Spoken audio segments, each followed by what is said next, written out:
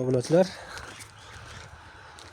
xudo xohlasa shu ustunni ursak, oldi taraf fonni yakunlangan bo'ladi. Devor tungi foni qanaqa tuzilishda qilsak chiroyli chiqadi? Shu taraf bo'yichami yoki uzun palasa bo'yichami?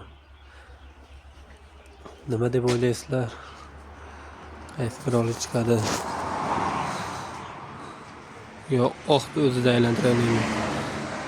Biz variantimiz mana shu bo'lyapti.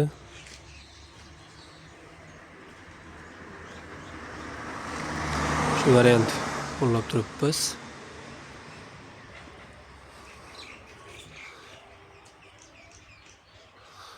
Noltor qalinlikda glazli.